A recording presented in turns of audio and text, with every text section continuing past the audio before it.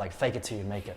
Yes. It's so true. Yeah. Like you can literally fake it Like, till you don't make lie it. to people, don't deceive people, but yeah. But lie to yourself. Yes, lie. Yeah. So I felt good because the alpha male accepted me into the clan and I was seen as one of these popular kids. Yeah. How many Asians were there in your grade? Dude, there was actually not that many. I probably was like one of like 3 or something. Whoa. Yeah. The plot was like you'd meet all these like elves or something, but you had to like marry and have babies. Like basically how it was like, and then so like, but your storyline could go either way. That's why it was kind of hard. So like when I first played it, I married like a peasant. And then when I looked on the cheat code, you could actually marry like some mermaid underground princess. What but the you have hell? to find her. My last ex, she used to always say like, oh my God, you're so cute. I'm like, no, I'm not cute, I'm hot. Like, I don't want to be cute, I want to be hot. I actually really liked primary school. Like, I felt like I peaked in primary school. Yeah, me too. Sometimes I think about it, like, because I was school captain. Oh shit, So that's why huge. I think back, and then my life just went down from year 6. Hey guys, so this is episode 11 of Real Talk with Maverex. So guys, this is my friend Sydney. I haven't seen her in like a year and a half. And so I met her on this app called Bigo. Can you tell us? It's not a dating app. No, it's not. It could be though. Actually, I met my ex from there. It's a successful dating, yeah. It could be. It's just like Instagram. Like anything can be used as a dating app nowadays. True, Like that's true. Facebook, Instagram. I feel like Instagram is more of a dating app than Tinder. Would you agree? Sometimes. Yeah. It's better Like- to get to know someone. Yeah. Like you can really connect with someone, whereas Tinder's just like swipe. But can you tell them more about like Bigo and what happened there? So we met on Bigo and we really clicked. It was like me, Cass, Mart, Lana, like my group of girlfriends, and then you became one of the girls. It was like our little crew and we'd like support each other. It was actually such good days when I think back. Yeah, it was really wholesome. Yeah, it was like, so Bigo was like a live streaming app. So there were hosts, which me and Sydney were, and there were people that watched the hosts. And so we were part of this family called XY family, which was like a predominantly Chinese family. And then we would just all have our own streams. Like we pretty much stream throughout the whole day. And then every now and then, like I would go into her stream and then we'd just watch it and it would just be like, oh my God, I love you so much. And sending like the taps, like tap as much as because every time you tap on the screen, you send like hearts. And we would just like support each other all the time. It felt like one big family. It was the 5 of us. It was like, yeah. And then what was even crazier was that I had just moved to this area near Hornsby, and I had been living my whole life in Fairfield. Yeah. And Hornsby like an hour and a half away, and then they happened to be like right there as well. Just coincidentally. Like we were literally so close. Yeah. And then we started to like work out together at Meadowbank. Are you still doing that? No. Yeah, No more time there. Yeah, no more time. But yeah, we worked out together. We worked any time together. Oh yeah. Yeah. Because that was your local. Our home gym. Yeah. Dude, and that was like 2-minute drive from me. So Yeah. it was like the universe connecting everything together. Yeah, brought us together. Yeah. So how you been? What have you been doing in the last like year and a half? What have you been focusing on? So I own a gym now. Yeah, which we are So we at. are here. It's such a beautiful vibe. Yeah, by the it's way, like guys. a little boxing and strength gym. You still need to come do a workout. It's a lot of fun. I definitely will. So Before I leave. Yes, yeah, Within definitely. 6 You weeks. need to come. So stayed in the health industry and I do a bit of social media and I also run a digital marketing agency now. Oh, for real? Yeah, Dang, tell us more about that. So it started off when we bought this gym. Our main form of like getting members is through like Facebook, Instagram ads. And the previous owners that owned this gym, they had someone do it for them. But obviously it came from the social media space. So when she was like pitching us like the figures and like the price and everything, I was like, things don't add up. Like, yeah, it just didn't add up. So I was like, so me and Tom and, I owned this place with Lana and Mike as well. Oh, okay, cool. Yeah, so we started doing our own research and then we started running our own ads. And then we got really good at it. Yeah. And we were like, far out, we should just try do this for the other U-boxes because they were all using this one girl. Oh, okay, so this is a franchise. It's a franchise, yes. Oh, okay. Yeah. This is the best one though. Yeah. Yeah. We'll see after I come in. It is the best one, please. Okay, it's the best one because you guys own it. Yes. Yeah. Okay, so you've been doing this. Was that at the start as well? So you did the agency and this at the same time? You started this? Not at the same time. We only started the agency like 3 months ago. Oh, okay, so it's fresh. Yes, it's quite fresh. But it's been good. I feel like we have an advantage because a lot of the owners are older. So they don't understand like digital marketing, social media space. So and they're not willing to as well. yeah, I feel like when you're old, it's like not that they're really old, but it's like trying to teach your parents how to use a computer. Dude. It's hard for them, you know.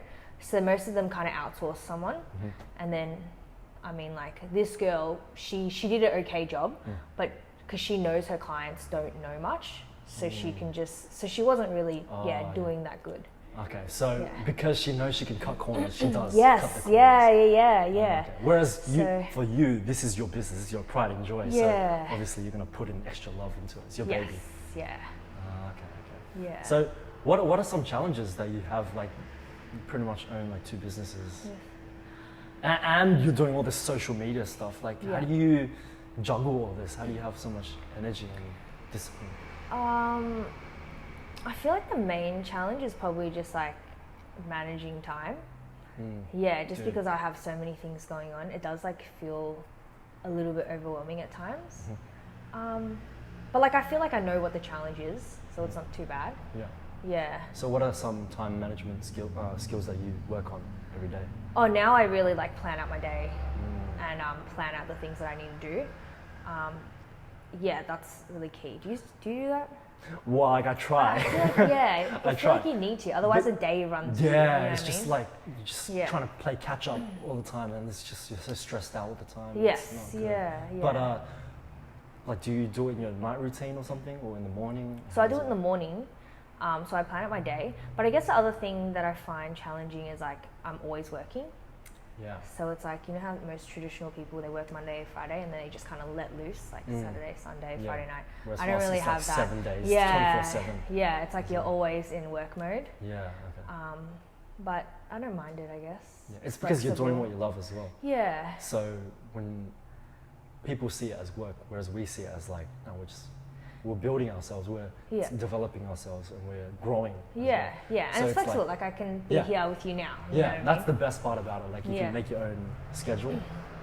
Yeah. But how long have you been doing that for? Like, have you always been like a scheduled person your whole life? Have you always been conscientious? I feel like I always have been. Yeah, because I've always kind of never worked a traditional job. Really? Never? No. My only job was Victoria's Secret retail job. When was that? But like, I think I was like 18. Okay. So I've always been. So that was your first job? And last job? Yeah, last job. Okay. Last proper job, yeah. Okay. But it was casual, so it was also really chill.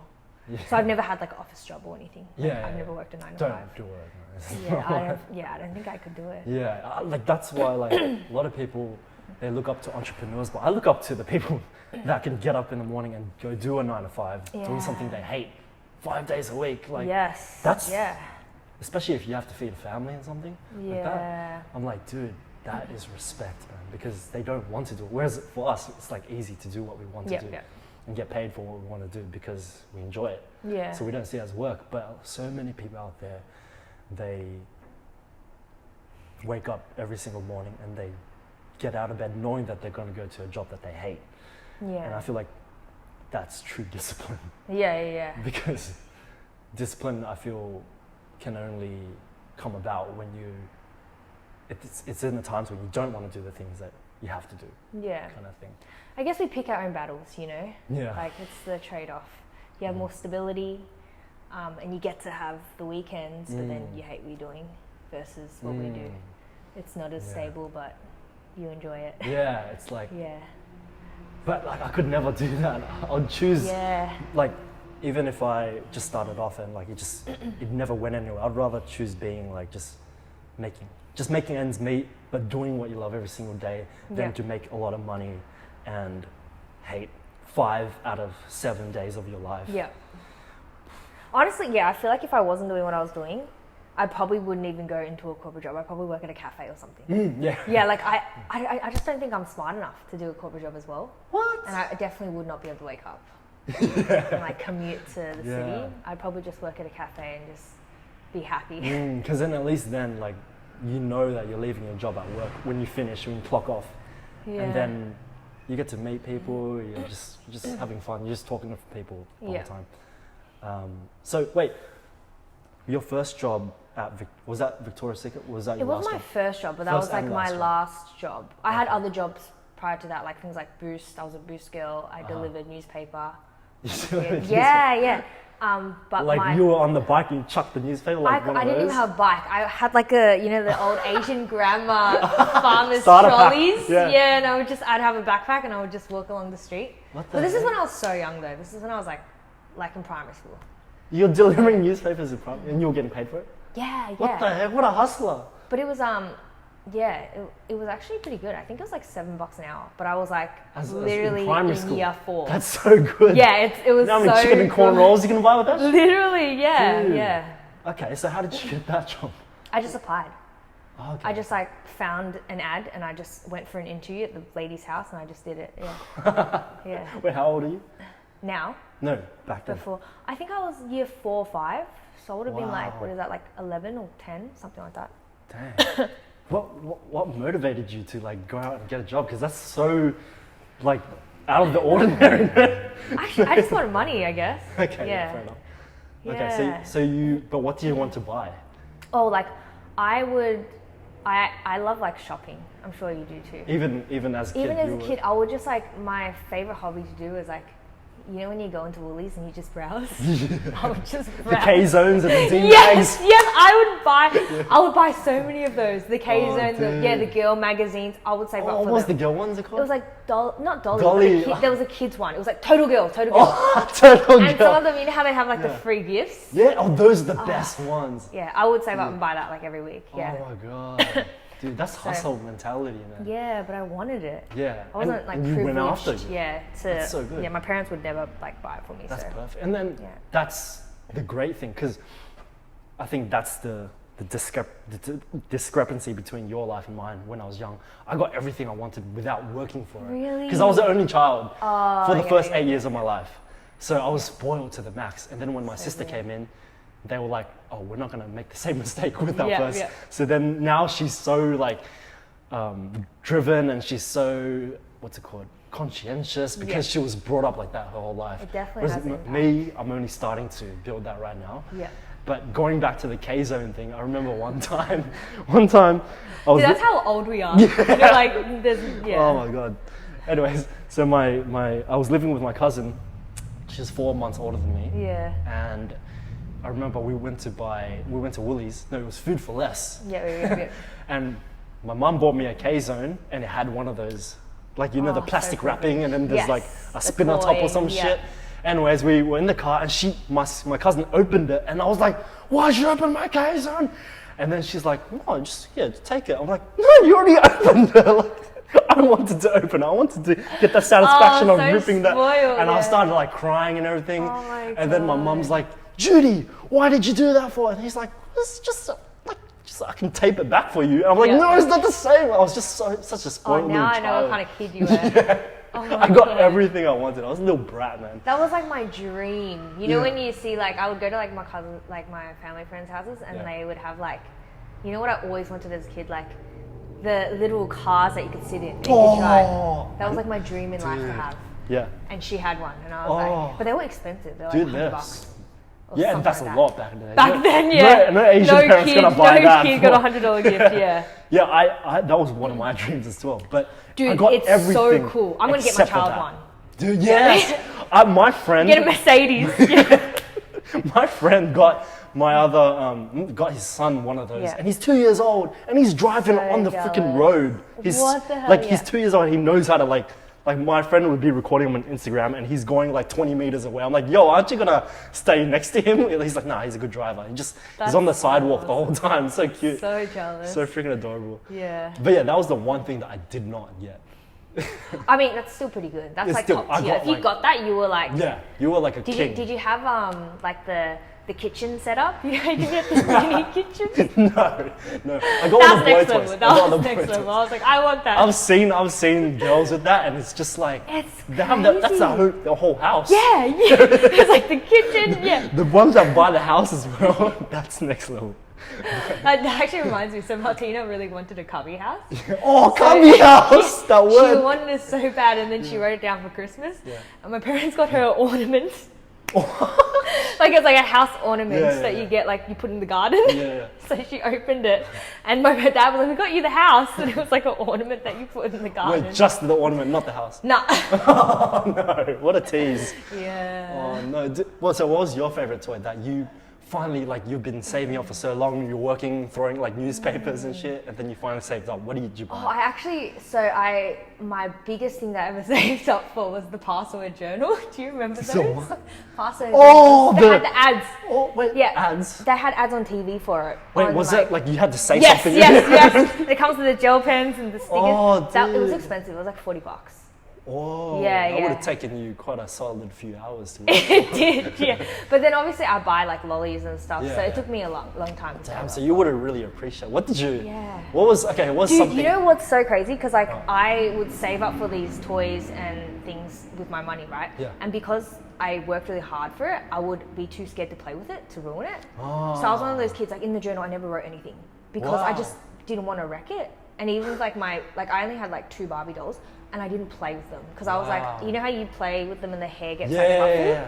I was like, I need it to be like perfect because Yeah. like I only have this Yeah, one yeah. toy. And you, because you Yeah. saved up for it. And Yeah, like, so this is yeah. your like, you. It's like a collectible kind of thing. Yeah, yeah. It's And- like when you buy shoes and you walk like that. yeah. When 'Cause you never, don't want to yeah. ruin it. But now I'm the opposite. Like if I buy something now, I wear the shit out of it. Yeah, yeah. Because I had that experience. Uh-huh. Because I look back and I'm like, I can't believe I didn't even like use it or play with it. Yeah, yeah. Yeah. So when was the switch in your mind when you're like, no, I think I should start playing with this? Oh, this is when I became an adult. Oh, And now people were like, oh, you don't know how to look after things. Because like I just use the shit out of things. And I just, yeah. that's so funny because Yeah. as kids we go through a certain way in our life, and then as adults we realize that like, nah, we shouldn't do it like that. Yeah, and then yeah. we completely flip the whole script. Yeah, like yeah. with you with that. And for me it's like I was always spoiled, but now I'm like, no, I need to stop cooking for me, grandma. Like I want to cook for myself. It's Yeah. that kind of thing, yeah. Yeah. Oh man, dude, childhood, it really does. Like they say that I think there's an ancient Amazonian or like some very spiritual saying in the jungle or something. They say that, show me the first 7 years of the child, and then you'll know exactly what happens yeah. for the rest of their lives. Because those 7 years are so formative. Like we learn so much about ourselves, and we take in so much of the information. Yeah. As children, like we're so easily influenced. Yeah. Like, I used to believe that my mum told me that babies came out of the belly button, and I believed that it. too. She told you as well? I don't think you told me, but I was like, it has to be that because it's a hole, you know. Like I figured it out myself. Because you're like, Yeah. where are the other holes at? Yeah, yeah. But like, the imagination for a child is like Yeah. crazy. Because like you think of this little tiny thing, and then they're like, Yeah. well, it's like right there. Like it only It makes just comes sense. out. Yeah. Yeah. Yeah. Dang. Okay. So I want to go back to like the in your childhood when you were an entrepreneur. Is it because your parents were like that as well? I wouldn't say I was an entrepreneur, but I just like wanted to be. It was more kind of like I wanted to be like everyone else. So all the kids at school had toys. You know, I was kind of like I wanted to fit in. That was the only reason. I don't think I was really like smart or entrepreneurial. I just like You're a go-getter. yeah. I just wanted to be cool. That's Yeah. the main thing because I was like not uncool, but like because I went to a really white school. Uh-huh. Yeah, if that makes sense. Yeah. Christian white school, the kids were kind of like privileged. So I just wanted to fit in. Like if they had this, I wanted to have it too. How many Yeah. Asians were there in your grade? Dude, there was actually not that many. I probably was like one of like 3 or something. Whoa. Yeah. And the rest were Just Anglo. a mix. Yeah, white, I don't know, mix. okay. Damn. Yeah. Okay. So that's literally opposite of my It childhood. would have been, yeah, I grew Yeah. up in a really white area. Ah, okay. And how Yeah. was that? How did that feel? Like, did you always feel like a need of acceptance and that kind of thing? Not, I don't know how to explain it. Like I actually wasn't too bothered, which is I remember like in school when I used to, because I lived right next to the school, so my mum would just deliver me lunches at lunch. Oh. Yeah, and I wasn't embarrassed either. And then I remember like when she used to bring me dumplings, people would be like, "Oh my god, you're eating rats," but it never bothered me. I'm like, "Yeah, I am," and I'll just eat it. Like I didn't really Young care. rats. Yeah, You're missing out. I wasn't really like. So they were bothered. kind of trying to bully you, but you weren't phased. I don't even know if they were bullying me. I don't really know. I didn't really like think it was bullying. I never took it to heart. But I did want to fit in. Like I just want like, I don't know if it's like really the right word. Not that I wanted to fit in, but like You if wanted I to be accepted. okay, you know what? Let's scratch that. It's like if they had a cool toy, I'd play with it. I'm like, oh, I want that. Okay. Yeah, I guess the word is I just go after what I want. I guess. Yeah. So you are a go-getter, and because like yeah, I guess so. that's one thing we were talking about earlier about like, because Sydney was saying like, oh, but I don't have any stories. But see what I'm saying? Like everyone has their own story, and like I'm pretty sure 90% of the people in the world, like especially in a first world country, like they're not gonna go out and get a job when they're like 10 years old and like freaking chuck newspapers on people's doorsteps, because I definitely didn't do that. Yeah. But then I was spoiled as fuck. You didn't need to. Yeah. But yeah, that's an example of like how everyone has a story to tell, and that although you may feel like your story isn't important, but there's so much wisdom in that as well. Yeah. And actually, that reminds me of the whole trying to make money thing. Now I realize I did try to make money, but you didn't see it as trying to make money. Yeah, never, as a kid, you don't really see it as that. Yeah. So because my grandma lived with me, still does live with me, and so my cousins would always come to hang out at our house, and I had stacked up all these K-zones. I had all these toys, these spinner tops. I see. K-zones would be part of your life. Yeah. And the crazy bones and all that kind of stuff. Yes, I had those as well. Yep. And just every toy, like the toys that you'll buy from like book club. Yep. And the Scholastic and all that. So I had all these toys. Dude, you were spoiled. I used to like browse those, but like I never got anything. Oh. So even when you made the money, you still didn't buy any? Nah, I would be like, oh, do I really want it? Because I'd have a list of things that I wanted, you know? But that's kind of more like an impulse decision. You know, you kind of open it, you're like, oh, that's cool. Yeah. But anyways, continue. Yeah, so, man, I just realized I was such a spoiled brat. You were so spoiled. Fuck. So, every month at the K-Zone, the Scholastic. Yeah. And you got something. The book club, I would always get something. Always. Every that was my dream.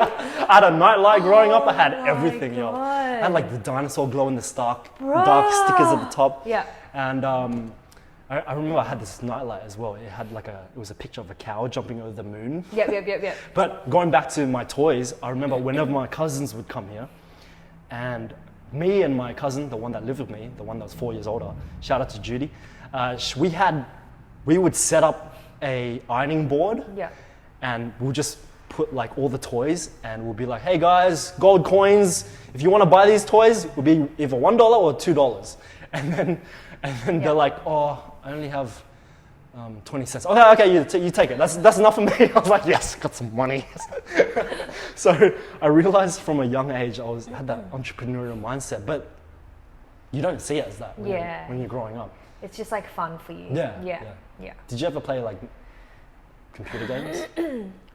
No, I didn't, because I didn't have a computer, but I did play the shit out of my Nintendo DS. Oh, like the fucking thing was scratched up, you know, when you're like, yeah. What game? I hate to admit this, but I was a Nintendo girl. Oh, but I actually played Zelda.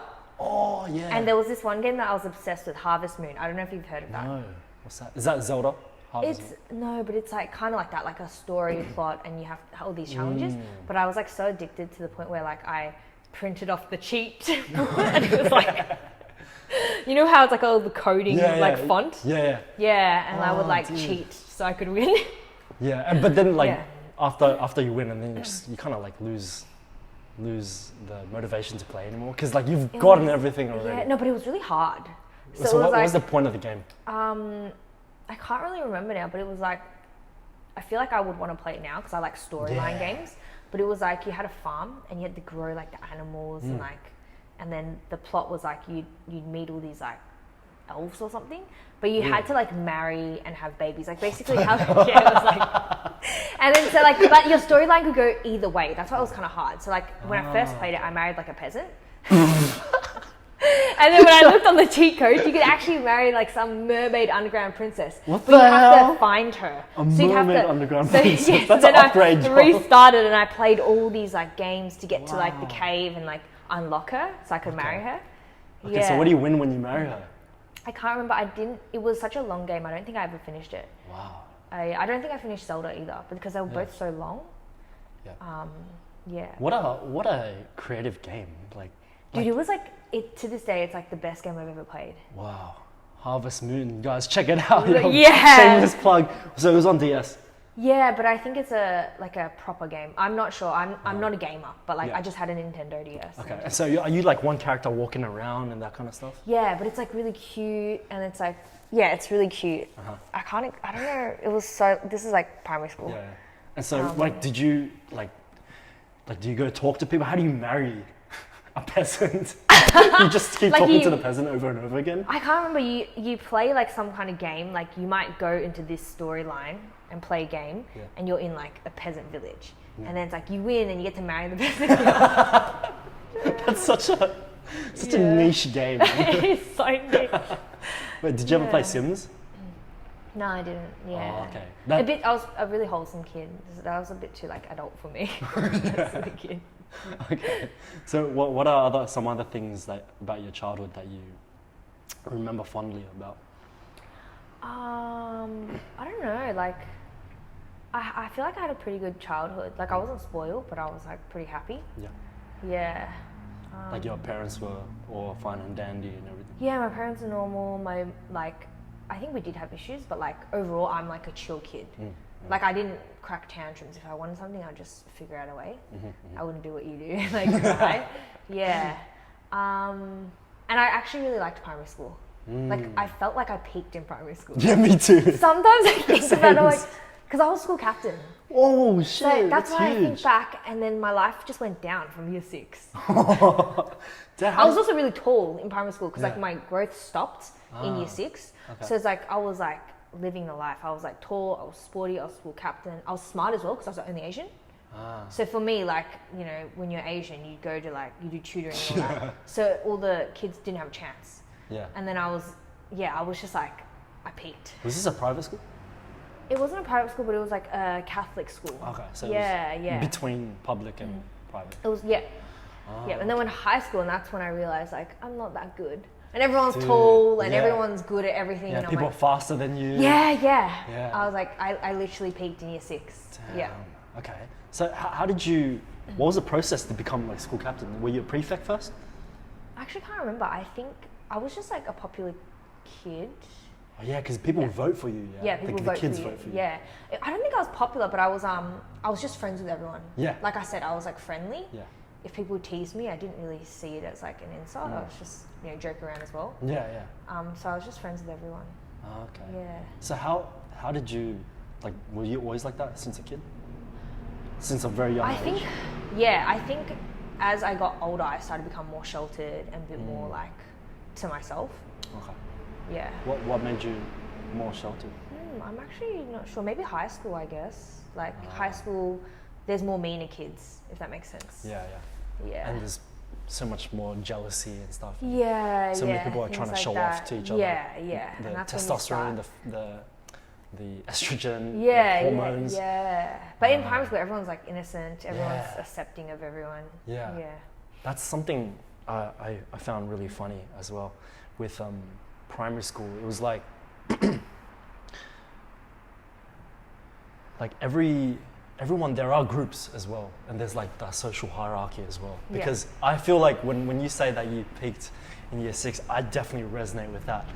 Which is How like, sad is that? I know, it's so sad because like definitely when I was in year 3 to year 5, I was hanging out with 2 of my best mates at the time, and we thought we were the coolest shit. Right? But then when you look from the outside in, like you realize that that probably wasn't the case, because it wasn't until I got to year 6 when two of my best mates, they moved to a whole different school. Yeah.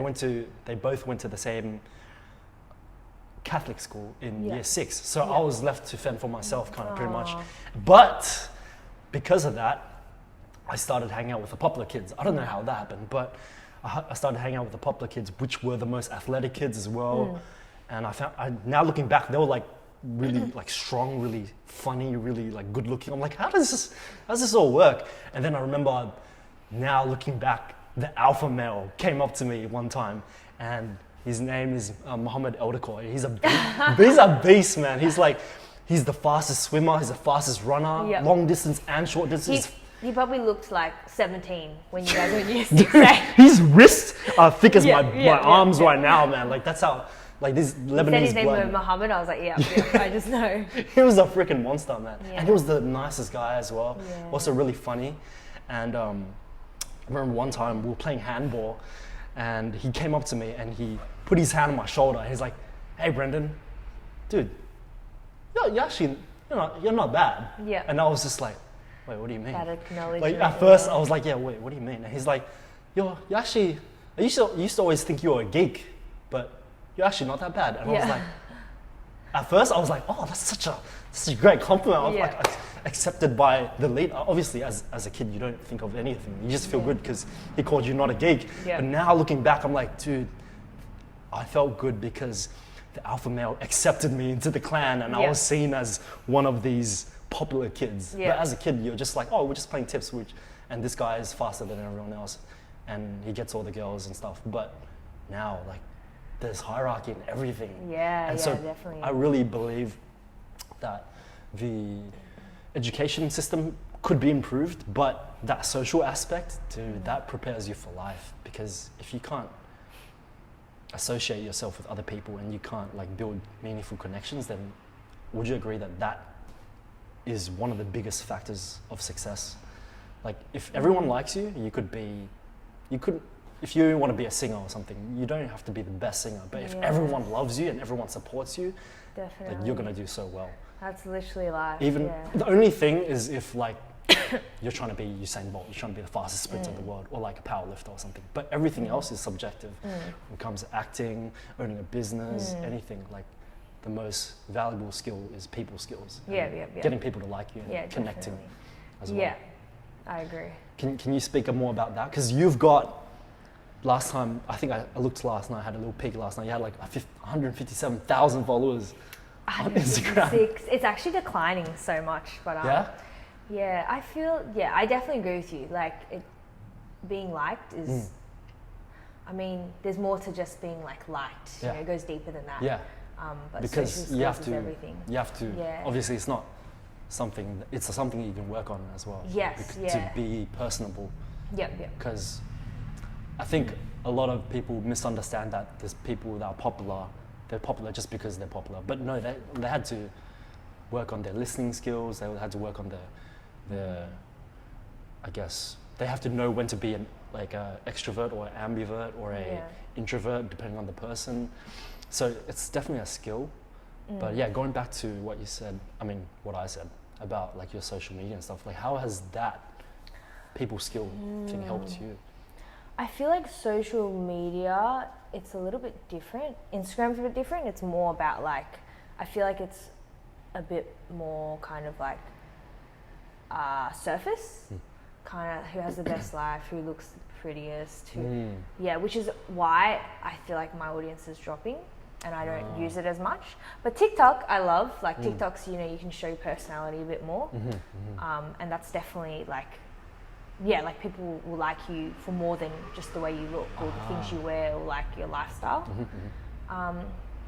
But it does play a part because obviously at the end of the day you're like a personality. Yep. And they have to like you to want to follow you. Yeah, it's like a bit of a journey because in the beginning when I first started, I think I was on the right track. Because, in what sense? Like I think people did like me, my personality and stuff, because I was kind of like posting without thinking. That's how I kind of like started. Yeah. But then I didn't really have a strategy. It was kind of like, I was just posting. Yeah. And then I think as I got deeper into the game of social media, and I started like, I guess, getting influenced by other accounts and thinking, oh, I need to have a certain lifestyle, I need to look a certain way. That's when I kind of got a bit lost. Yeah, and I started not enjoying it as much. Yeah. And I think Cassie would have told you too. Like, Yep. it was all about like posting, and like you see me now, I'm not wearing makeup and stuff. And then on Instagram, I Which is felt, the best, by the way. yeah, I always felt like pressure, like, oh, I need to look so good for my photos. But now I've kind of like, I've only recently like kind of moved past that and realized that, you know, before it was all about like the numbers, the likes, the followers. But now it doesn't really bother me. It's more just, you know, just post and be myself. Yep. Yeah. And I feel like So that's it's the like right a way journey. to go. It is the right way. Like, I would like to say that I always knew this, but it's hard. Like, when Yeah. you're in it and then you mix with certain people as well, you start to mix with the social media crowd, and they're all talking about like numbers, followers, looking a certain way, working with certain brands. It kind of like, it messes with your head a bit. Yeah, yeah. Yeah. Especially like when you see other people out there that seemingly have the life that you want, and you're like, Yeah. damn, I gotta do what that guy does to get to what Yeah, that guy has. yeah. But it's like the opposite. I kind of had like a similar not journey, but the past week, like I've just been looking at all these Instagram influencers, and like their lighting is like dark toned, and like they're all like training, and they're like trying to look good in the mirror. Yeah. Like when they push the reps, they're just like Yeah, yeah. nobody does that, man. When you Yeah. actually do it, like you can go Yeah. hard. But shit, I'm spitting so much. But when you're like true to yourself, that's when the right people, the wrong people are kind of like repelled from you. They fall off. Yes. So maybe that's what's Yeah. happening to you. Maybe. Definitely. Yeah. So would you agree that you're probably going down so that you could lose the followers, and then you're just gonna skyrocket? Yes, from there? that is the plan. And like it doesn't make me that upset, because like I feel like it was like a experience that I had to learn. Yeah, because people can tell you, but like it does like mess with you mentally. Yeah. And you're like, even though I know like I should be posting authentic stuff, but then like you can't help it. 'Cause Yeah. it's like you need to do it for the likes, you need to do it for the growth. Yeah, because Yeah. when you do get those subscribers or followers or likes, it's like a feedback loop. You're like, Yeah, that means I'm yeah. doing something right. It's like an addiction. Yeah, it is. Dude, can you speak more about that? Like, how has that affected your In the life? beginning, it definitely got to me, because I was like on that like growth train. Especially when it's like hitting you so Yes, hard. yeah, it's so out of the blue, you know, like why, like I'm such an average girl, like Yeah, the growth it's was validation crazy. as well. Yes, yeah, and I was like young, I guess, and I was new to the social media When did you start? scene. Literally during COVID, so my growth was like crazy during like COVID. The first wave. Yeah, I grew like 100K in like less than a year. That's Yeah. crazy. It was like really fast, and I didn't have much experience, and I was just like pumping out content for the sake of like pumping out content. Yeah. Yeah, and I was like addicted to like the growth, and anytime I'd like lose followers, I'd be like, oh my god. Yeah. I'm doing something wrong. Yeah. I'm not posting like makeup photos enough. Yeah. Dang.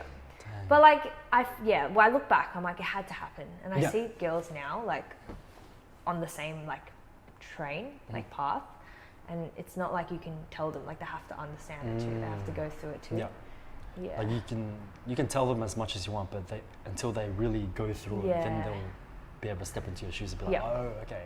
I feel like this is common sense, but I'm like I said, I'm not the smartest person. So like for me, I had to like experience it to learn it. I think some people start social media and they go in with like very clear on their purpose, and they never go through what I went through. But yeah, this is just my own experience. I don't think that's anything to do with like intelligence, though. I think it's just maybe self-awareness. Yeah, awareness, experience. Yeah. Yeah. And maturity and all that kind of stuff. Yeah. Because, so when you were in early COVID, when COVID just hit off, how old were you? How long ago was that? Like almost 3 years ago. Yeah, I know, so long. I think I was 24. Okay. So I'm pretty old, but Dude, you were 24 back then. yeah. Dude, how dare you say that you're old? Because then that makes me feel even older. So 24, like when I was 24, yeah, my mindset definitely would not have, like if I had 100,000 followers, there's no way that I'll be able to be mature enough to be like, oh no, this what I'm doing is not the right way kind of thing. Yeah. Yeah, I was 24, and I think social media's just changed a lot as well from then. Yeah. Yeah. How crazy is that the algorithm evolves so much, so quickly? Yeah, so much. Yeah. Because I remember when I first started, and I was like, I'm gonna post every day and all this kind of stuff. I think it was end of 2017. Yeah. That was 5 years ago, and the whole algorithm, the whole layout, everything was so different. You could post like just a picture and just a long caption for 2 minutes. That took 2 minutes to read, and that would do really well. Yes. But now it's like, if it's not a reel, you're not going anywhere, kind of thing. How do you adapt to these changes? Oh, for the longest time, I didn't want to adapt because I was like, I felt like my method worked for me, but eventually that like runs out, and then you just got to do it. And like, it was like scary because I wasn't good at making reels, but it's like everything. Like you just got to do it, and then once you practice, you get better. Even now, like I feel like I really struggle with Instagram, but I feel more at peace with it. It's kind of like I'm not really bothered too much about like the likes and the followers. It's like I just try to post the content that I want to post. You're just doing the discipline. Yes. And you're not focused on the outcome. Yeah, kind of. Have you ever posted on like YouTube Shorts? Yeah, I have. They're doing really well right now, hey? YouTube Shorts? Yeah, they're really, I think YouTube's really pushing it out right now. Yeah. And apparently they're gonna do like a monetization thing for that as well. Like back then you couldn't monetize from YouTube Shorts, but I think in January they're gonna start rolling it out. Yeah. So pretty much what I've been doing is everything that I've been posting on Instagram Reels, I just put the exact same thing. And the weird thing is sometimes I'll get like 10 views on the Instagram Reel, but on the short it's like 10,000. I'm like, oh, that's so good. Yeah, it's crazy. So I feel like if we don't post on YouTube Shorts, it's like you're kind of just shooting yourself in the foot. You're wasting your opportunities. Yeah. And it's like I feel like on Instagram, like your current audience is probably like an audience that followed you at a different stage of your life. Yeah. So they might not resonate with like the content that you're posting now. Yeah, which is kind of nice when you have like a new platform because you can just like, you know what I mean? Yeah. Like you can restart. Yeah. Recreate like your brand. Yeah. So what does your brand represent? I feel with Instagram, it's like I'm trying to still figure that out. I feel like I have a long way to go with Instagram. But on TikTok, because I started the platform this year with a better mindset and I was like a bit more clear with what I wanted. It's I guess just lifestyle, but like I post a lot of like relatable content in terms of relationships. It's easy when it's relatable because then I don't need to go put on makeup and like pull a nice outfit. It's just like, you know, everyday stuff. It's more wholesome as well. Yeah. So that's the main thing that I post, a lot of like relatable relationship content. Because everyone wants to be in a relationship and everyone, like a healthy one. So, So what are some traits of, like how do you, because you've been with Tom for how long? For almost 4 years now. Wow, okay. Yeah. And obviously, you guys are in the spotlight of like Instagram and TikTok and all that kind of stuff. Like I can imagine there would be a lot of outside forces trying to break in or somehow. Does that ever happen to you? I feel like, I don't even know if they do. I haven't really noticed. But we've mostly gotten really good feedback. Like, most people are really supportive and they like our content. I think some people that don't understand the jokes might get a bit offended, but then it's like, whatever, like my content wasn't posted for you. Yeah, exactly. So you're doing it for yourself. And just, if people resonated with it, then it's a bonus. Yeah. Okay. And so when you guys are like posting, how do we, because I've seen so many stories of when people, that's their identity, that they are a couple on the internet and then everyone's like is cheering for them and that kind of stuff. So when something happens and like the whole audience is pretty much in a relationship with you kind of thing, like how do you keep a healthy household with like knowing that like so many people rely on you and that kind of stuff? You know what, that's probably a good point. Like I've been aware of that because I've been like attached to certain couples, online couples as well, We haven't really thought about that, I think, which is bad. But recently we've been trying to separate our accounts a little bit. Like I try to post like stuff that's more... Just you. Yeah. I mean, our accounts are still quite separate. Mine's kind of like the girlfriend POV. He's the boyfriend POV. Yeah. He's definitely doing a better job than I am. He does a lot of like, kind of like self-improvement stuff for guys. Whereas mine is like purely just like stupid content, which I need to work on.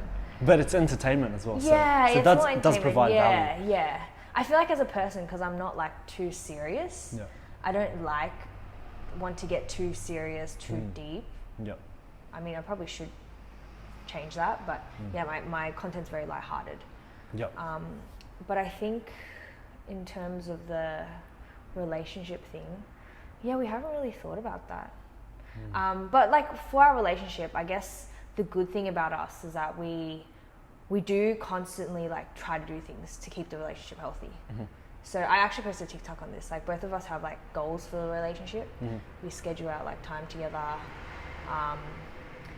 If I have an issue, because I'm actually a really good communicator, so if I have an issue with him, I'll bring it up like straight away.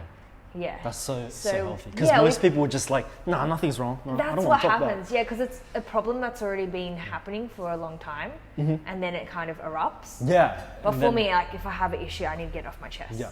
So I feel like, I think we're safe for now because So you're in the relationship. You're the mediator, kind of. You're the one that. Like if I have an issue, I'll bring it up. And Tom's, he puts in a lot of effort. Like as a guy, you know how guys don't like to get serious. They like to keep things to himself. But he knows that like my trait is like I need to get it off my chest. Yeah. So he'll like take note. He'll write it down. And like I said, I think one of the biggest keys that we have is like we do have goals for a relationship. So we'll write things down, like what we want to see in our relationship by certain dates. Yeah. Well, what are some of those goals?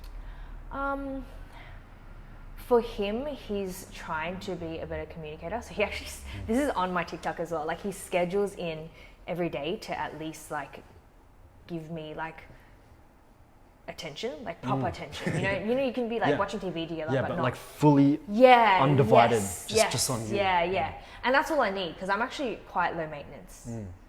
Maybe not emotionally, but like, but if I get that time, it's like we're happy. Yes, that's actually key. I feel like that's why our relationship has worked really well. And the other thing, I think, because our visions align, it's just easier to be in a relationship together, if that makes sense. Because with my previous partners, like we were just so, like we got along, you know, we had similar personalities, similar interests, but like what we wanted and our aspirations were quite different. Yes. And I kind of like, you know, as time goes, it's hard for you guys to stay together. Because you guys both have different destinations in your mind. Yeah, but for me and Tom, we're like very similar. Yeah, you know exactly, like the place that you guys want to go is the same place. Yes, So even though if our interests are different, like he likes watching sport, I don't, like he likes certain movies, it doesn't matter because like like what we want in the future really aligns. Okay. Yeah. So what about like your love languages? Do they add up? We don't actually. What are the love languages again? Like how we receive love, right? Yep. Is that what it is? Yep. No, they don't. So we're very different, and that's which is why he does like the whole like scheduling in the time to give me attention. So you got yours quality time? Yeah, quality time and words of affirmation. Okay. I don't actually know his. Homework. We've got some homework for you. But for me, he just told me like, just leave me alone. Yeah. It's probably touch because most men is like, I think 90% of men he is wants touch, intimacy, physical touch. Yeah, he likes that stuff. But I'm like, like, I feel like I give it to him. He's never brought up like I don't get enough. Yeah. So. Okay.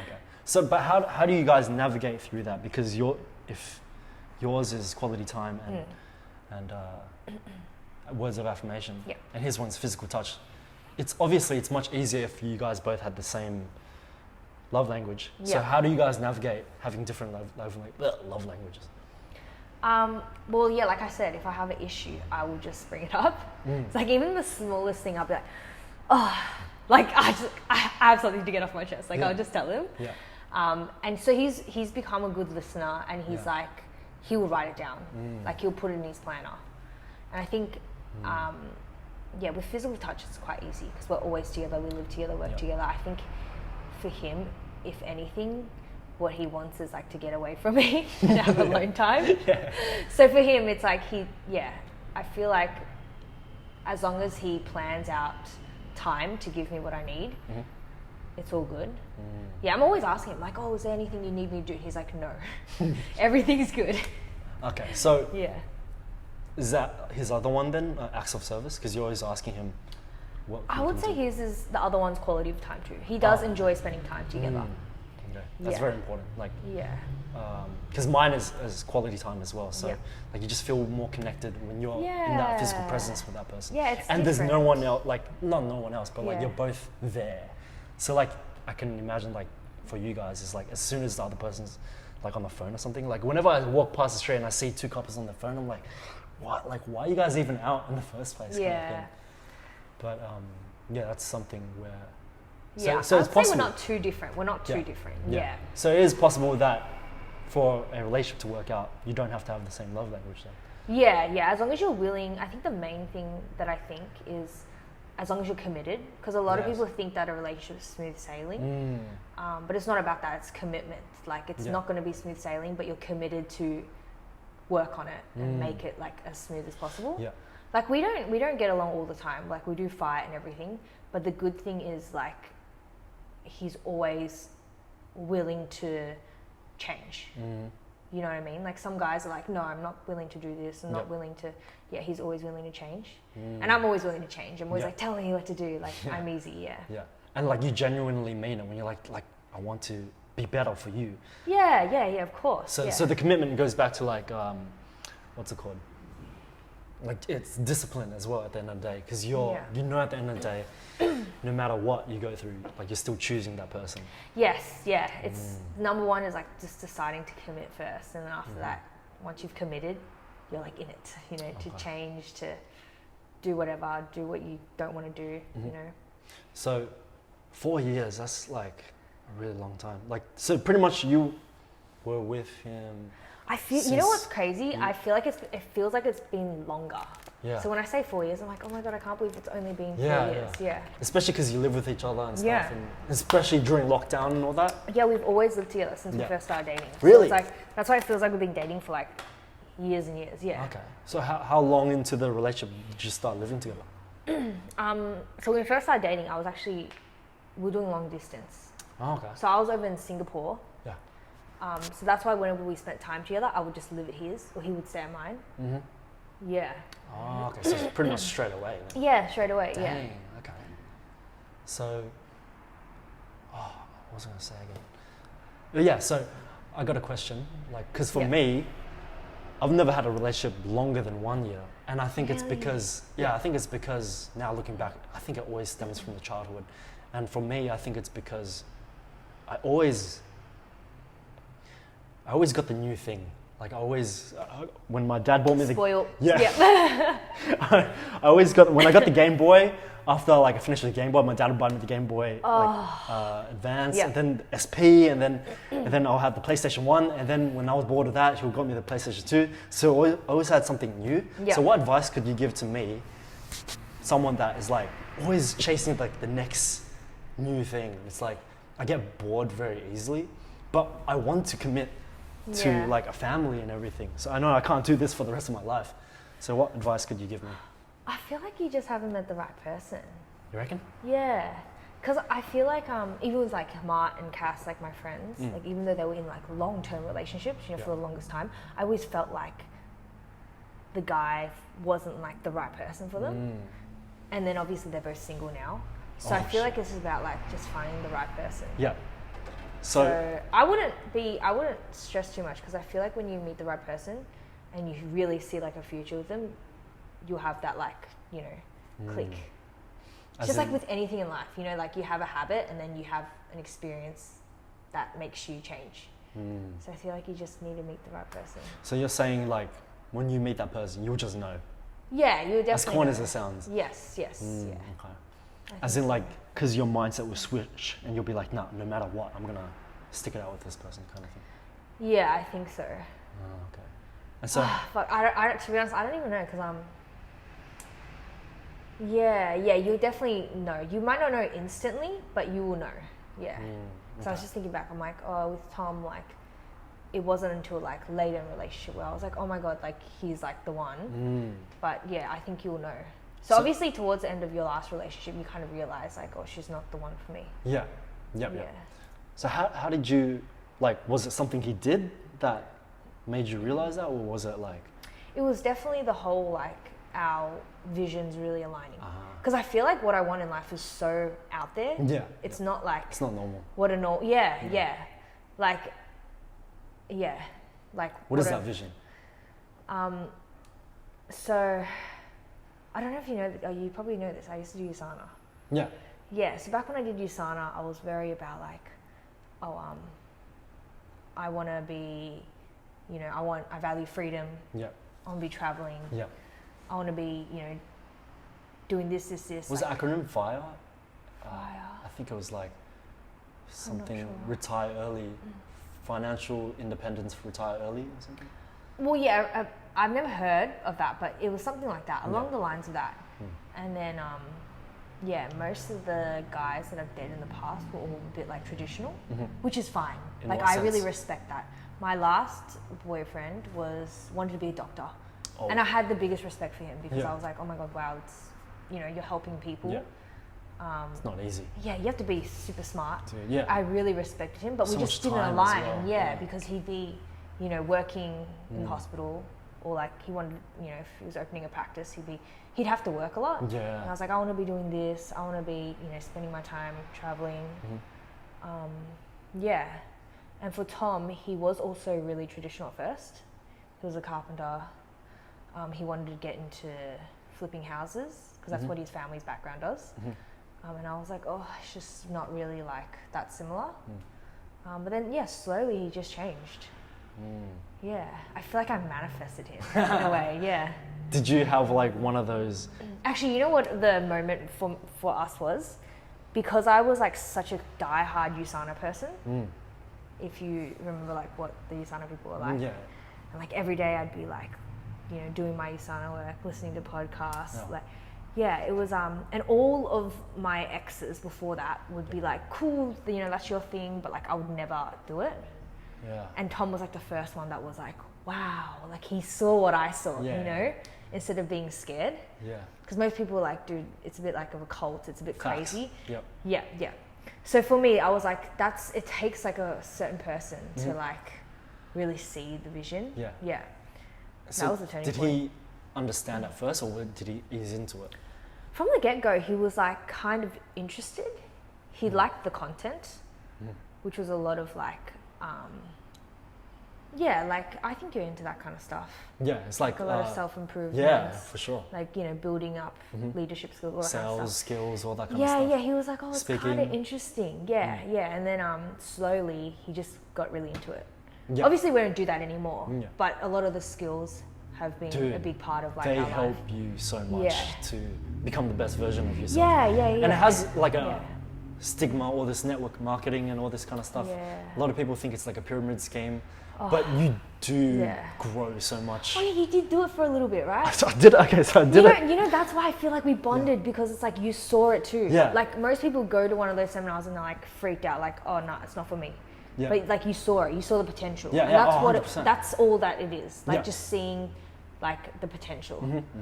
And I always tell people like if you want to be better in life, just give network marketing a go. Just for the experience, just for the skills. It's not for everyone, but it's not for everyone. You it's will tough. If you do go through it, you will grow so much. Oh, you learn so much about yourself. It's crazy. You learn so much about discipline and like speaking in front of crowds and that kind of stuff. Confidence just skyrockets. Yeah. That kind of thing. I feel like it like literally destroyed me because it was like it pushed me to my limits. But like I look back and I'm like, oh, it made me who I am. Yeah.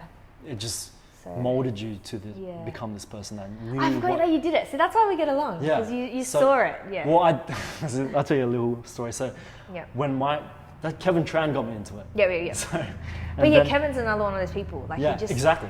He looks beyond. They're Themselves. visionaries, Yeah, people yeah. that can see the future and act on not just see it, but they actually take steps towards it. Yes, yeah. And so I actually got into it, and I was like, this is gonna be great. It's Yep, gonna yep, make so yep. much money. I'm gonna help so many people. Yes. And then, It's actually not about the money because you do No. see the helping aspect. yeah, exactly. And you feel, People think you're a scammer, but it's like, Yeah. I really want to help you. Like, that's the sad part. It's like, that's the like, Oh. especially if you like I really believe that the best salespeople are the ones that Wanna believe help. in the product as well. Yes. Yeah, like if they don't believe in the product, that's a Yes, scammy yes. salesperson. But I honestly, you believed it, I didn't you? no, I was like half. Okay, like, yeah. I believed in it, but it wasn't like unwavering faith. It was like I knew it would help, Yeah. but I didn't see it as like, no, this is gonna change people's lives forever. Yeah. So I kind of was like half. And I remember I signed up and everything, and then I had my first call with even before that. So I went to one of the seminars. You know Nico? Yes, I love Nico. Yeah, he's so awesome. Yeah. So I went to one of the seminars with him at I think it was his house or someone else's house. He's amazing charisma, speaker. He's Yeah. a lovely man.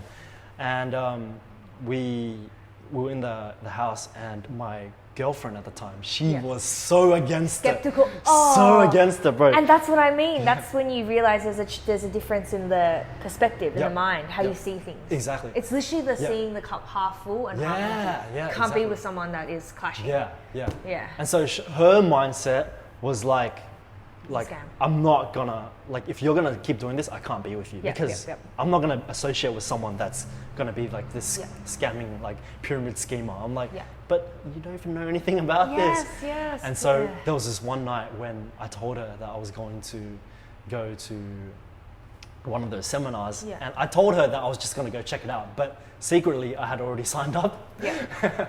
And so she was already like, fine, we'll just go just to take a look. And then she was waiting in the car, and I was in the seminar. And then there was this one thing where there was one exercise task where we had to write down as many names as possible of people that we're going to call up.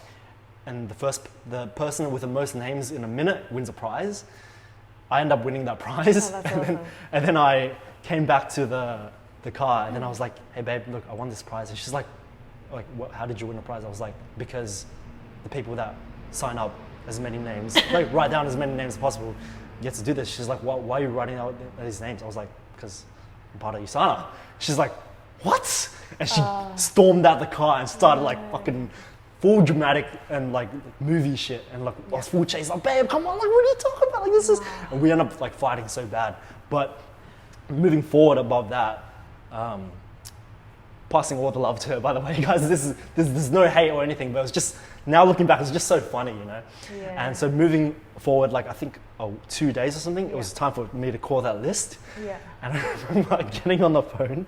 It's scary. It's It was hard. terrifying. My heart was beating out my chest because Yeah. I think I wasn't aligned with I'm not saying anything bad about USANA, but my mindset at that time, You weren't prepared to do. I wasn't those prepared things. to do it, as well as I also felt like I was being untrue to myself just a little bit. Yeah. And so when I called him, I was just like, hey bro, And they can hear it. they feel that energy. And then like as soon as I hung up, I was like, yo, I feel like such a fraud. And I quit like right after that first call. But it's not with everyone, because some people that actually believe in the product. I think if you gave enough. it a bit of it, because it's hard. It's kind of like starting a new workplace. Like you haven't really experienced it to have that belief. The belief builds. It's like anything, you know. You have to build on that belief. So I totally get you, because you're not 100% certain yourself. People can sense that. But yeah, for me, like, because my family, that's what they do. So I was like die hard. And I think. Like if you had just immersed a little bit longer, you would have like. I reckon I would have, definitely. Yeah. It just wasn't I think it wasn't the right timing for me at that time. Yes. I think I was. It's hard being young because it's like, it's like nobody believes that you can do it because you're so tough. young as well. They're like, what kind of experience do you have? Like, why should I listen to you, kind of thing. So, but I think the main thing is like if you just saw the potential already, that's saying something about yourself. 100%. It's one of the hardest things I ever did. I remember like at the time when I couldn't drive, So I would catch the bus to meet all these people to present to them. You know how you have to do the presentation? Yeah. And the first presentation, I was scared because I was like, oh my God, these people are better than me. Like I only do this. And they're like, It's like corporate imposter job, syndrome. you know, like 6-figure income and like, who am I? You know, like it's scary, but yeah, like you just, pushed me. And I was it forces you out of your comfort zone for real. It's like, you kind of have no choice but to grow. Yeah. And the more you like do it, it gets better. Yeah. And you realize that you learn so much about yourself. It's like things that I didn't think I could do, I can actually do. Yeah. What were some of those things? I think, like the whole like breaking through that fear, because a lot of it's just like fear. Even your girlfriend being against it is probably just fear. Like, what are people going to think of me? Yeah. Like, I don't want to be associated. I don't want people to look down on me. Like, she doesn't know anything about the company. You know, it's all fear. So it's just like breaking through those barriers, like realizing like, you know, like I got to do this for me, not think about what other people think. Yeah. So what's a fear right now that you've been like thinking about, and you feel it's probably still the same thing. Like it's always kind of like along the lines of like what people will think.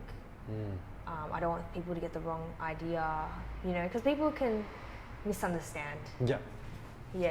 100%. It is like the whole thing where it's like, oh, I'm trying to help you, but they're like, no, you're trying to scam me, and that's the worst feeling, because it's like, no, like truly. You're coming from a place of love. Heart, Like, how could you see me this way? That's the worst feeling ever. And it's like, and then people talk, you know, they go tell people like,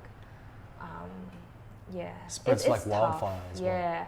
I don't know if you remember, but like, there was another guy that I'm still really good friends with. His name is Alan Fu. I'll intro you one day.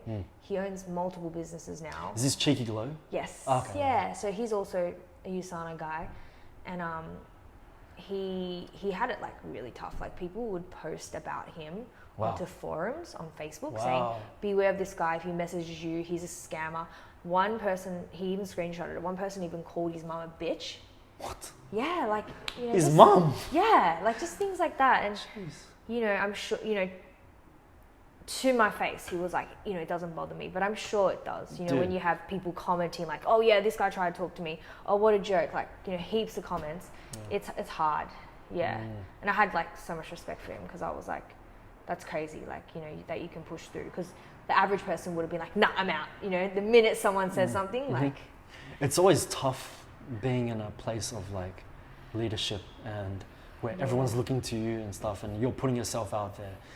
Like, that kind of reminds me of, I was watching this documentary, TED Talk from, do you know Franz de Waal? No. So he's a German scientist, and he studies. Which one? Sorry. Siri, we're not talking to you. So he's a German scientist, and he studies primates, especially chimpanzees and bonobos, and he was pretty much the person that coined the term alpha male. Okay, yeah. And what they found was, depending on where you are in the hierarchy, if you're on the very bottom of the totem pole, you're at the lowest of the lowest of the food chain, your stress level is like at an all-time high. But if you're in the middle, your stress is like the lowest, because like you can take care of yourself and there's not too much pressure and all that kind of stuff. But when you're an alpha male, it's even more stress than the person at the bottom. 100%. Because everyone's looking at you, and everyone's... You got a reputation. Yeah, and everyone wants you to fall and crumble as well. Yeah. And also there's more responsibility and all that kind of stuff. So it's really crazy how like the people that are the most successful are the ones that can manage. They're the best at managing stress.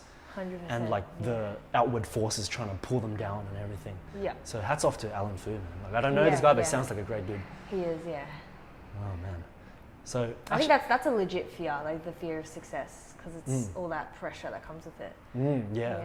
What's some stress that like you've been going through lately that has been connected to that? To USANA? Just in general, like when you like building more followers and you're just trying to level up in life. I feel like only really recently, like I feel like I'm in a good place now, but before I used to have like a lot of, you know, like the decline in my growth. It used to bother me a lot. I've been really lucky because like obviously I have Tom with me, and it helps having someone, like I said, that is aligned with you, Yeah. because like they understand your problems. Your partner. Yeah. Whereas like, you know, if you're dating someone who's studying med, it's like you can't really fully understand. Yeah. So he's really good at just like calming me down. Like, yeah. So in terms of stress, like I feel like I'm quite good. A lot of the stuff is like, I know what I need to do. Yeah. I'm just lazy. That's probably the main one. I'm lazy. like Yeah. what do you know you need to do? Just doing things. Like I'm a procrastinator. Dude. I think it comes with being into social media because I'm like chronic addicted to my phone. Like I just scroll and then like an hour go past. I'm like, oh That's my the god. worst feeling in the Yeah, world. yeah. Does I'm it like, feel like such a waste of your life? yeah, yeah. Okay. And I so think that's the main thing. Yeah. do you have any apps that you use to like minimize that kind of thing? I mostly just have a journal. I like writing things down. Yeah. So powerful. So yeah, it just feels nice to like write. Yeah, have it all like neat. the ink on Yes. the physical paper. Like Yeah, that's yeah. something powerful. Like Even that. when I have like something that I need like a reminder, I need to write it down versus like type it in my phone. I just feel like it doesn't have that same feeling. Like I feel Yeah. anxious. Yeah. Yeah, it's like do you need to go somewhere? No. Sorry, I just got a notification. Oh, okay. Yeah. Yeah, so like when you write with your pen, it's like I feel like it's so corny, but it's so true that your pen is like your wand, Yeah. and your words are like the magic spelling words, the magic that you cast spells with, and so. But when you type it, it's not as It's not as satisfying. Yeah. And because when you see your own, what's it called? Handwriting as well. Yeah. There's something powerful in that. Yeah. So what are some like manifesting techniques that you do? Manifesting. And when did you get into that? You know what? I don't do it as much now. When did you sign up? It was like a big like. I would write like my things, my goals all the time and stuff like that. But I think now like I'm very like visual person. So like I'll visualize like what I want. And like yeah, I feel like this sounds so stupid, but I'm like a bit like delusional. You know when you're like, oh, I'm gonna be like rich, and like, but you really feel it. Like it's so real. Yeah, the feeling you is can taste there. it, you can Yes. touch it, everything. That's me. Like I feel like I'm like borderline delusioned. You have And to then be. I feel. yeah, and then I'll be like, I can feel it. Like I know it's gonna happen. Like it's more of like a visual thing. Yeah. Whereas before I used to make all the vision boards and all that kind of Yeah. stuff. But I don't have time to do that. I would like to do it, but maybe for 2023. But yeah, I just think about it. It's like a obsession. Yeah. Yep. So me, Cass, Mart, we have this group chat and we just talk about social media stuff all day. And I think that in itself is like a way of manifesting. Yeah.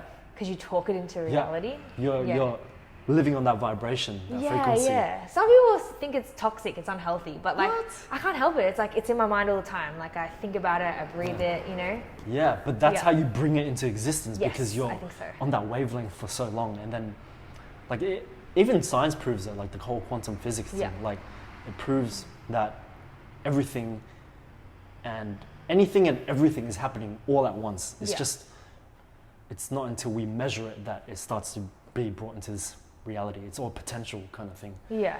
So with your visualization, do you look at it in third person or first person? First person. It's like literally like there. So Yeah. you're seeing like your hands and everything and like whatever. Yeah. Like the places you wanna be It's like and- in my mind, it's already happening. Yeah. Yeah, And yeah. that's when you feel it and you're like, it's already done. Yeah, kind of yeah, thing. yeah. Okay. Yeah. So what you been visualizing lately? Mostly, like with social media, just more success, more confidence, more growth. So is that you seeing yourself pushing more weight, like doing more squats, or like what do you? Yeah, like see? for example, I don't have that. I wouldn't say my following's crazy, but I try to I feel and act like I have a massive following. Do you know what I mean? How do you do that? Yeah. How do you do that? Like I'll just be like to Tom. This sounds so bad, but me and Cass and Mark will always be like, yeah, like we're just famous, like you know.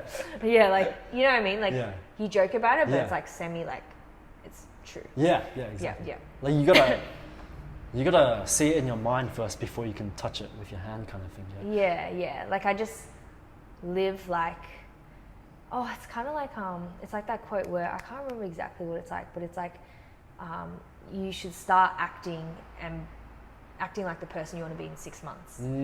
Because Now. Yes, now, yeah.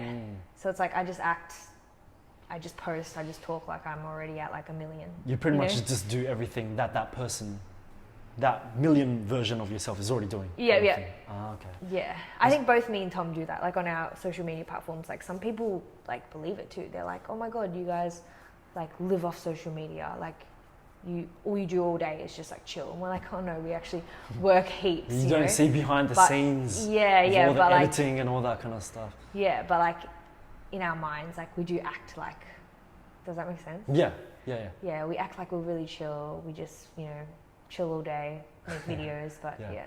Oh, okay. So, okay, what about when you do get into periods where like there's a little bit of self-doubt? Yeah. Like, I'm speaking from my experience where it's like, yeah, I got this. You've been telling yourself so many times, yeah, I got this shit. I've already got like 20,000. Like I actually have on my iPhone, it says like where Instagram and TikTok and all, and InShot, InShot. No, I don't know. It's like where it's a video editing app. Okay. Yeah. And on that folder, it's, usually it says like productivity or some shit. Yeah. Or like social media. But I saw on one of these posts on Instagram or something, it's like you should put your folders as like affirmations. So I put, I have 20,000 followers or something. Yeah. And it really works because like when you look at it, you're like, oh, I do. Yeah. And then you just start to act as that person. Yes. Yeah. So for example, my Combank and my PayPal and all the banking stuff, I put, I am lucrative. And it feels good as well when every time you read it and it just goes, so cool. it's like a loop in your mind. Yeah. But going back to what you said about the whole acting as if the person you were 6 months later, I feel like that's exactly what I've been saying recently as well. Like the whole, you have to change your identity. Yeah, the most powerful thing is changing it's your your identity. Yeah. And then your actions follow, and then your environment changes as well. It's literally the Asana thing. Like when people talk to me, like you talk to them as if like you've already made it in Asana, but it's like you're my first person. But please buy these. Please buy these pills, please. Yeah. Please feed my family. That's what I mean. But you gotta like put on the act. Yeah. But then it's like you put it on that you believe it, but it's not being fake. Yeah. It's just being not confident, but like, you know what I'm trying to say? Yeah, it's like weird, but like even the whole old saying that like fake it till you make it. Yes. It's so true. Yeah. Like you can literally fake it Like till you don't make lie it. to people, don't deceive people, but yeah. But lie to yourself. Yes, lie. So, because like the more you tell yourself a lie, the more it becomes a truth. Yes. And there's so many things I'm pretty sure in my life where I'm like, been telling myself a lie for so long that you think back, you're like, did that actually happen? But you really don't know Yes, anymore. you don't know. Yeah. So you create your own story. Kind of Yes, thing. you do create your own story. Yeah, that's what I'm trying to get at. Yeah. Because like from my experience, it's like when you try to change your actions and you try like okay, I gotta wake up every single day, and it's so hard to stay disciplined.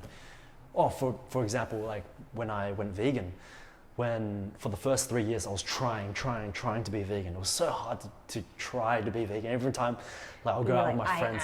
Yeah, literally. Like the first 3 years I was always trying and I always like relapse. I'll eat meat. I'll be like, oh, I feel so bad. Like, and then I'll go out and then my friends eat pizza. I'm like, fuck, fine, I'll eat pizza. Yeah. But like as soon as it was the day one of last year, 2021, I was just like, no, I am. And as soon as I said I am, everything else just fell into place. I didn't even have to try anymore. And it was just so easy. Yeah, that's literally it. Yeah. What's something in your life where you kind of went through that same experience? Yeah, like the same thing about being the business owner. Like, even with Usana, like I technically was a business owner, but I wasn't like a millionaire, you know what I mean? And then I always I did Usana because I wanted to live like a flexible life. Like have freedom, but really wasn't really like that because I was working so hard. Yeah, it's opposite. Yeah, you wake up, you finish presenting because people finish work, so you present at night. So I'd finish my day at like 10 p.m. I wasn't that like free, but I kept telling myself like when people ask me what I do, I'm like, oh yeah, like I do this. It's super flexible, blah blah. And then like slowly, like my life did become like that. Like things just fell into place. Like I got the gym, and now I do social media. It all kind of just like aligned. Yeah. And so how does that feed off into like your, like, for example, your Instagram bio. Because for me, like recently I changed it used to be just like actor or something. And then now I changed it to like confidence and communications coach. I So like like, I that, feel like, yeah.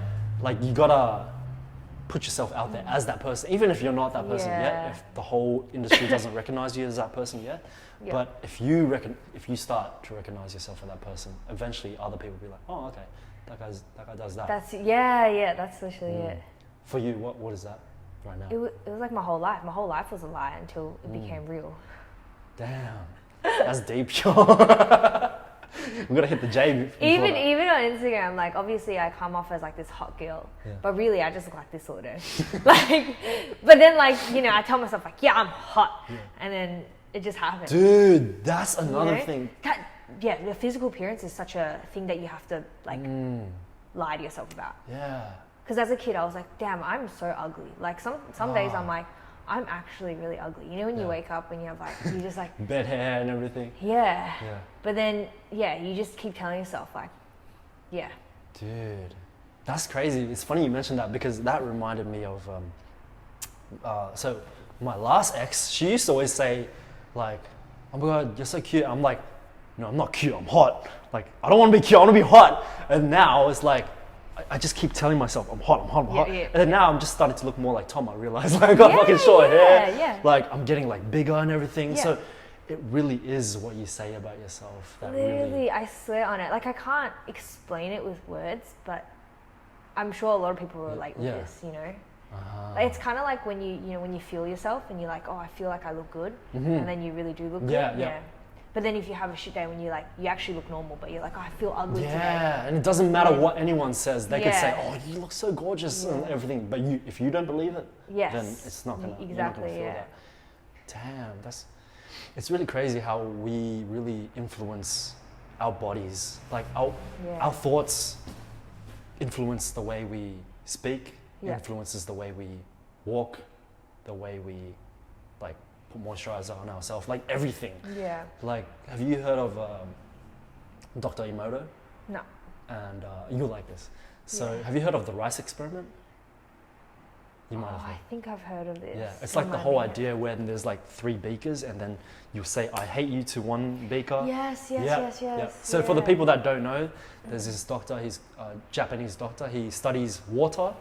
And so there was an experiment where he has 3 beakers and one of the beakers they all had rice in it and they're all filled with water.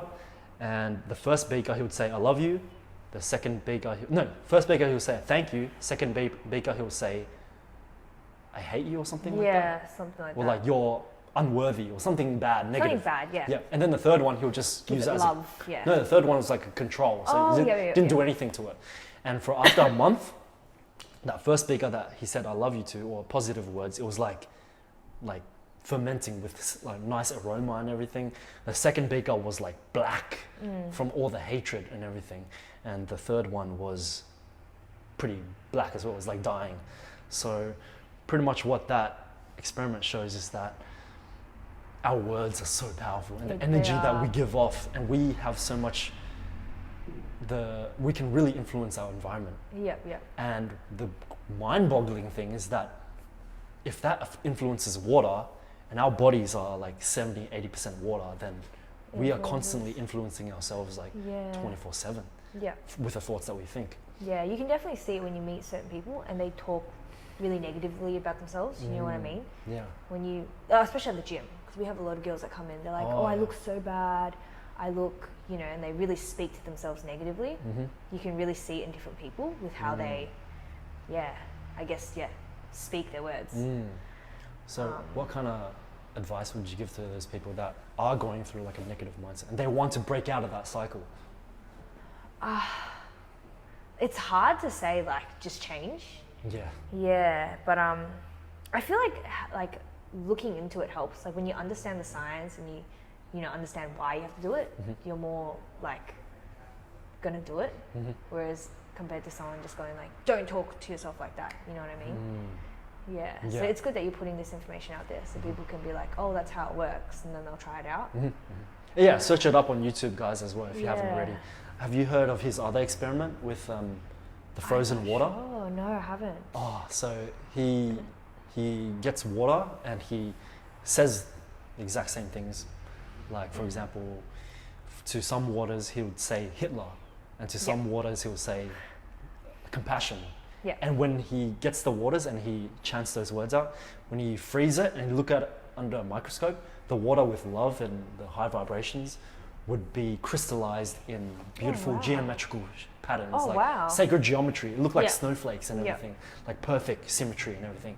Whereas the negative words, like Hitler and I hate you and you're unworthy, all those would be very asymmetrical. Like there was no pattern at all. It was just not tessellating. It would just look eerie as well. Like when you look at it, it looks like scary in a way. Wow. Yeah, it's pretty crazy. And also, he would do the same with like polluted water. He got polluted water from this lake in Japan, and he would look at it under a microscope when it was frozen, and it was just like scary and stuff. But after he had a few people pray onto it, and then he froze it again, it was beautiful again. Yeah. It was crazy how like it comes down to the molecular structure of the H2O as well. Wow. Yeah, maybe I should start doing affirmations now. You never did affirmations? Like a long time ago. Yeah, sometimes now that I'm like so comfortable with my life, I've kind of been a bit slack with everything. Yeah, because you've gotten to pretty high level compared to where you were before. Yeah, definitely still need to do better, but Yeah, you're in a bit comfortable state. you do get comfortable. Yeah. Because you're not struggling to eat or anything like that. So. Yeah. I'm like content right now. So I do need a push. Yeah. Do you need to or do you want to? Yeah, I do. I think I need to and want to. But what's your drive? Like, what's driving you to take it to the next level? I feel like a lot of things. Like, like I want to. Yeah, there's so many things. Like, I want to make my parents proud. I want to create a good life for me and Tom. I want to like live out all those dreams that I had. Like travel, do all those things. There's so many things. Yeah. So it's not just one thing. It's not just one. Yeah. And you feel like at this level right now, you won't be able to do. If you just keep doing this same thing, you won't be able to do those things that you envision. Yeah, probably not yet. This is probably just like the start.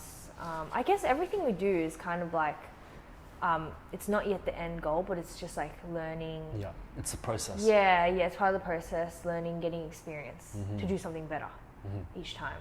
Yeah. So, where do you see yourself in 5 years?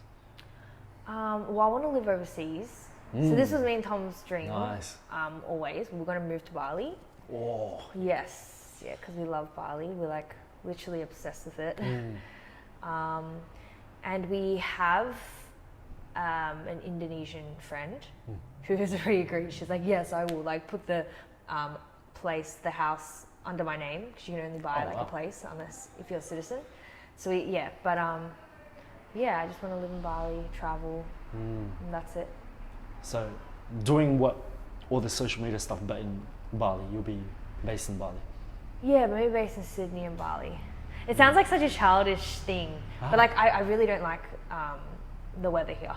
I want to be like on the beach. Weather is so important. It's so important. I suffer from that seasonal depression. Yes, like majorly. It's a real thing. I also have really bad allergies, so I have to be in warm, like a bit humid. Yes, it's good for the skin as well. It's good for everything. It's like, I feel like it just sets your day right if you like feel good, if you feel warm, if you don't have allergies. You know what I mean? Like today as well. It's such a beautiful day outside, and that's why that adds to how we feel as well. Yeah, like for me, I don't need like a lot of materialistic things. I do like it, but like I just want to be comfortable. It's a bonus. Yeah, I want to be like in a place that I like. Yeah. Yeah. If you're happy with just good food, good company. Yeah.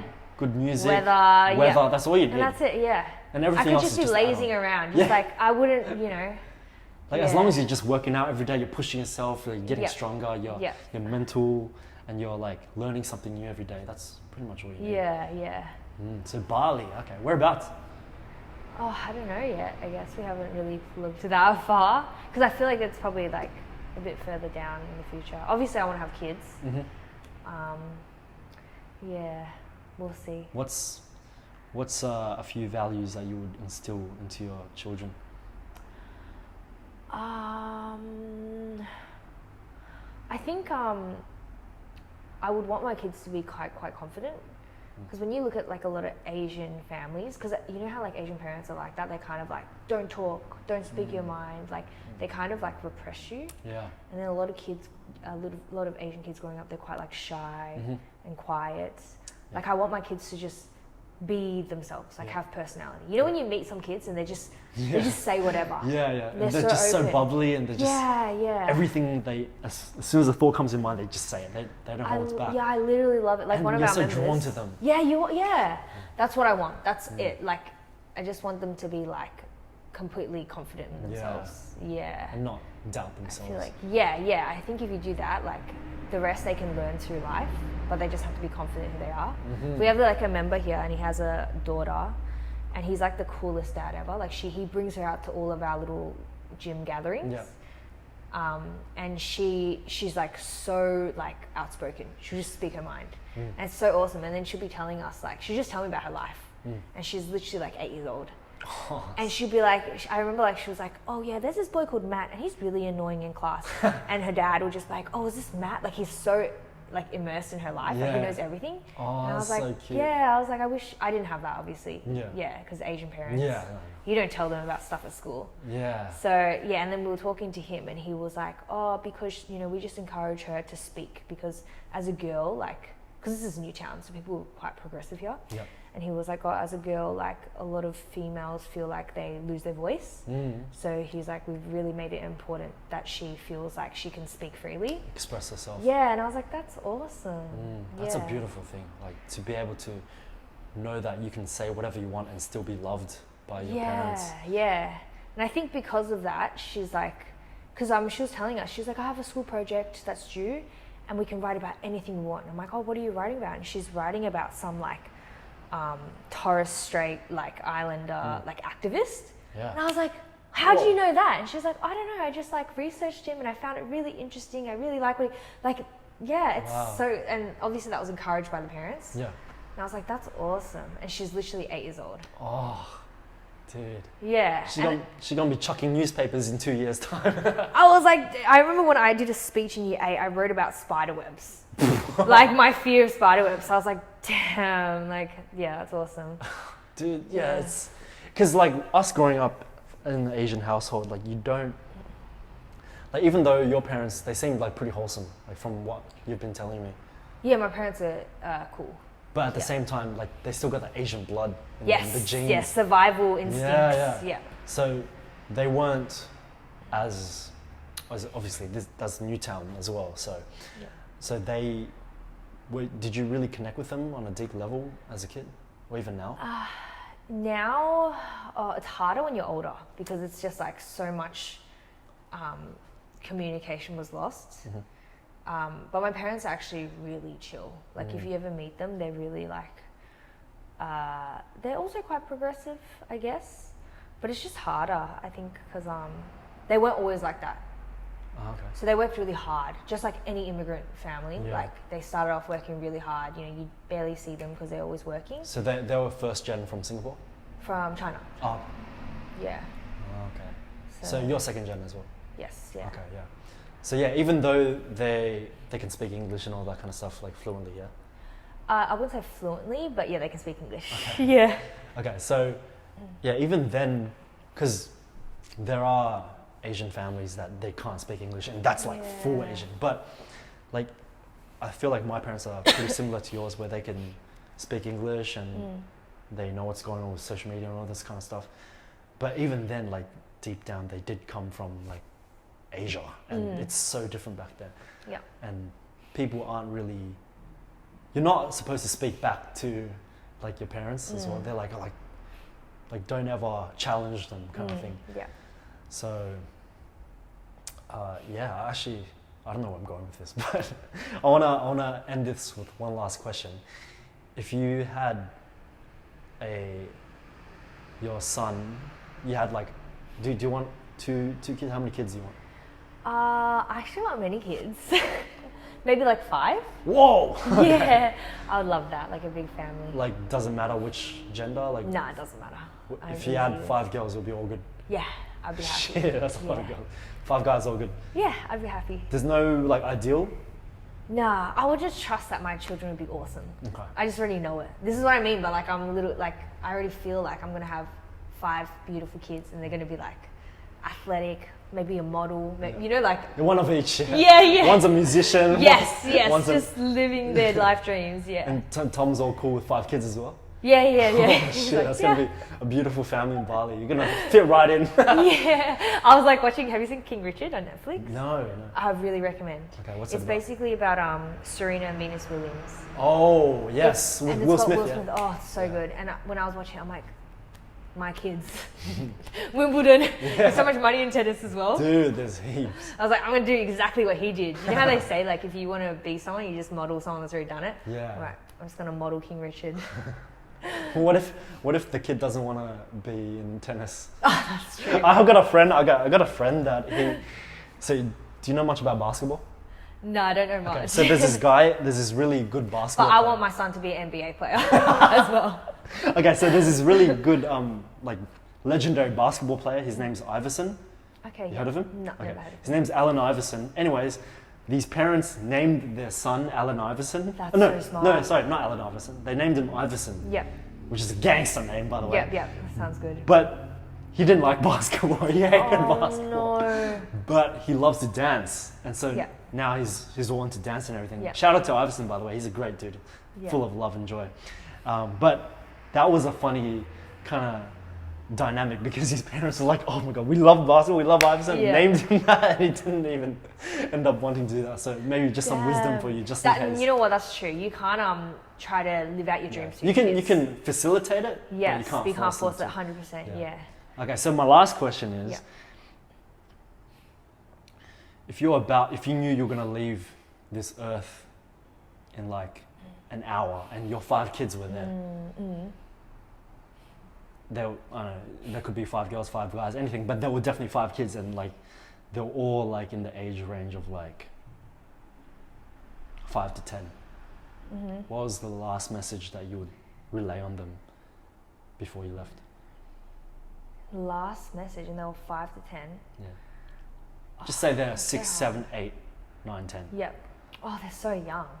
Yeah. I would say like, you know, like I'm proud of you. You're gonna be like the best. Believe in yourself, and make sure Tom doesn't get with anyone else. I am his only woman. Like, keep an eye out on him. He must stay widowed. Yes. He cannot move on. He must be mourning me day and day night. Yeah. Great message. I love the honesty. There's this real talk right now. Real talk with Maverex, yo. But yeah, I'll just say like, you know, I'm proud. You're going to be awesome. Just believe in yourself. You know, don't let anyone tell you you can't do anything. Yeah. That's Nothing too like pressuring. You Yeah. don't want the kid to be like, oh shit, I got to live out my mom's dream. You know, just be who you want to be, kind of thing. Yeah.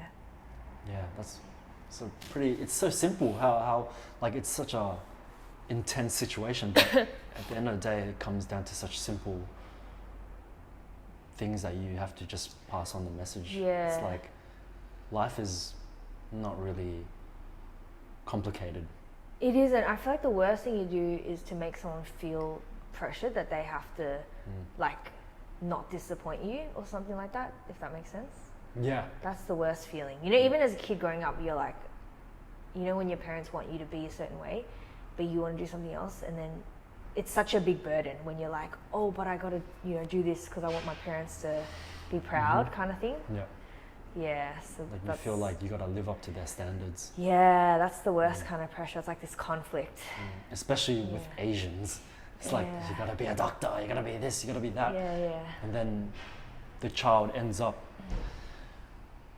Just not doing anything because it's like they're torn. I feel like a lot of them try, but then, and they get it, but they're not happy. Yeah, they're not happy. And then the parents, I guess they're happy, but at the end of the day, I feel like a parent would be truly happy if the kid was happy. Yeah, I think so.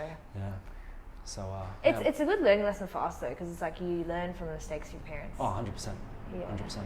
I feel like we're going to be great parents. We're going to be such fun parents. I really know it. This is Yeah, like, I am a great parent right now. Yeah. Make me knock up a chick tomorrow. But yeah, Don't manifest it too hard. that was a great way to end it, guys. Can you tell us more about like how to get in contact with you, follow your journey, this gym? Yeah, like you can just follow me on TikTok or Insta. This will all be on the... 95. Yeah. And yeah, come check out U-Box Newtown anytime that we're open. Cool. Thank you so much for being a part of this journey, Sydney. And yeah, make sure you like, subscribe, do all the good shit, and have a lovely day, guys. Peace.